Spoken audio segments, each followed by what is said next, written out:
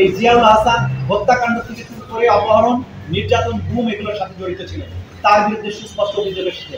তার বিরুদ্ধে জুলাই আগস্টে যে গণহত্যা এবং মানবতাবিরোধী অপরাধ, তার বাইরেও বিগত সরকারের পুরো সময় জুড়ে বিভিন্ন সময় তার দায়িত্ব পালনকালীন সময়ে যত গুম হয়েছে সব গুমের অভিযোগের তীরটি তার বিরুদ্ধে গিয়েছে।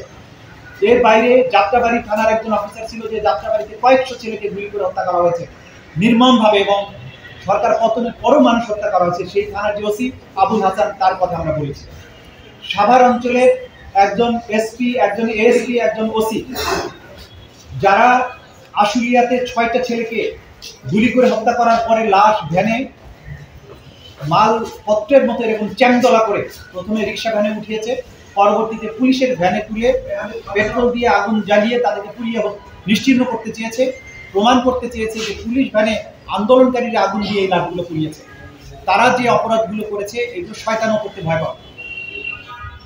প্রত্যেকটা অফিসারের ব্যাপারে সুনির্দিষ্ট যে সমস্ত অভিযোগ ছিল সেগুলো আমরা সুনির্দিষ্টভাবে তুলে ধরেছি এবং আমরা আদালতকে অবহিত করেছি যে আমরা এই সমস্ত এভিডেন্স যা পাচ্ছি সেগুলো কালেক্ট করে আমাদের তদন্ত সংস্থা বিচারের উপযোগী করে আন্তর্জাতিক স্ট্যান্ডার্ড ফলো করে সমস্ত ডিজিটাল এভিডেন্স, লাইভ এভিডেন্স এমনভাবে আমরা আদালতের সামনে প্লেস করব ক্রিস্টাল ক্লিয়ারভাবে অপরাধীরা জানতে পারবে তাদের কি অপরাধ ছিল।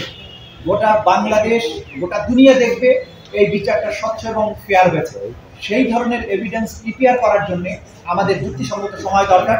আমরা 2 মাস চেয়েছিলাম, আদালত 1 মাস সময় দিয়েছেন এবং পরবর্তীতে 19শে ডিসেম্বর এই মামলার পরবর্তীতে এই আওয়ামী লীগ সরকারের আমলে যারা বিরোধী দলের থেকে কথা বলার চেষ্টা করেছে, ভয়েস রেজ করার চেষ্টা করেছে, তাদেরকে একের পর এক পরিকল্পিতভাবে অপহরণ করেছেন, গুম করেছেন, বছরের পর বছর আটকে রেখেছেন।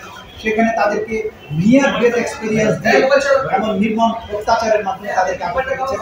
তাদের মধ্যে বহু মানুষ আদৌ ফিরে আসেনি। তার নেতৃত্বে বিএনপির নেতা ইলিয়াস আলীকে অপহরণ করে হত্যা করা হয় বলে আমরা জানতে পেরেছি। এছাড়াও আরো অনেক নাম জানা এবং নাম না জানা অনেক মানুষকে অপহরণ এবং অত্যাচার, নির্যাতন করার অভিযোগ তার বিরুদ্ধে আছে। তার পৈশাচিকতার যে স্ট্যান্ডার্ড, সেটা কেবলমাত্র 90-এর দশকে বসনিয়া হার্জেগোভিনায় সার্বিয়ান বাহিনী যে অ্যাট্রোসিটি চালিয়েছিল, যে গণহত্যা চালিয়েছিল, যে ধরনের অত্যাচার করত, সেই অত্যাচারের সাথে আমরা তুলনা করেছি। বসনিয়ার তদানীন্তন সেনাপ্রধান ছিল রাদোভান কারাজিচ এবং তার আরেকজন অফিসার ছিল রাটকো মলাদিচ। তারা যে ধরনের, তাদেরকে বলা হতো ভলকানের কষাই বলা হতো তাদের।